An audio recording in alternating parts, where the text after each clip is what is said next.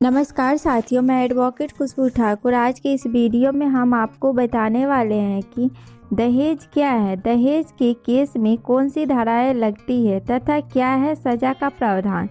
तो चलिए वीडियो को शुरू करते हैं।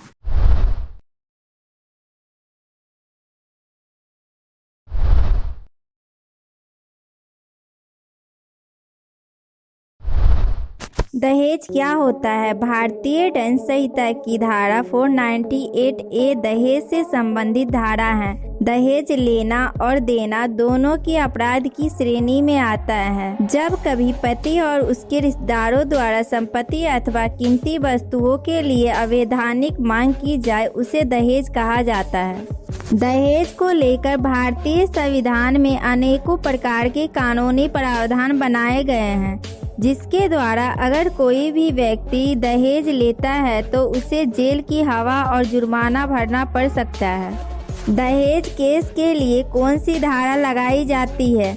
अगर कोई भी व्यक्ति अपने पत्नी के ऊपर घरेलू हिंसा या उसे किसी प्रकार के लिए दहेज संबंधित अगर मांग करता है, तो ऐसे में पत्नी पति के खिलाफ पुलिस स्टेशन में जाकर धारा 498A के तहत FIR दर्ज करवा सकती है, जिसके तहत पुलिस पति और उसके पूरे परिवार वाले को दहेज लेने और घरेलू हिंसा करने के आरोप में गिरफ्तार कर सकती है।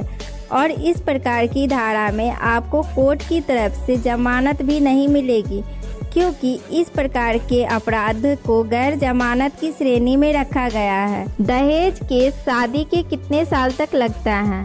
दहेज से संबंधित मामले को किसी भी समय दायर किया जा सकता है। इसकी कोई निर्धारित समय सीमा नहीं है। क्या घर की महिलाओं जैसे सास या ननद के ऊपर प्रथम सूचना रिपोर्ट दर्ज किया जा सकता है? हाँ, वास्तव में अक्सर देखा जाता है कि यहाँ तक कि जहाँ विवाहित दंपति अलग शहर में रह रहे थे, वहाँ पत्नी के सास ससुर को केवल उत्पीड़न करने के लिए शिकायत पत्र में जोड़ दिया गया। न्यायालय ने इस पर सख्त नजरिया अपनाया, लेकिन यहाँ तक कि आज भी इसका दुरुपयोग नहीं रुक रहा है। पति की विवाहित बहन का नाम अक्सर उसके विवाहित जीवन को द्रोह करने के लिए जोड़ दिया जाता है, और अब विवाहित बहन का, जिससे कि उसका विवाह आसानी से ना हो सके। दहेज कानून के अंतर्गत सजा का क्या प्रावधान है? कोई भी व्यक्ति 498A के अंतर्गत अगर दोषी पाया जाता है तो उसे कोर्ट की तरफ से 3 साल की सजा और 15,000 का जुर्माना देना पड़ेगा। इसके अलावा कोई महिला की मौत उसके पति के हाथों से हो जाती है या महिला ने आत्महत्या कर लेती है, तो ऐसे मामले में पति को 7 साल की सजा या उम्र कैद दी जाएगी। दहेज केस में गिरफ्तारी के नियम क्या है?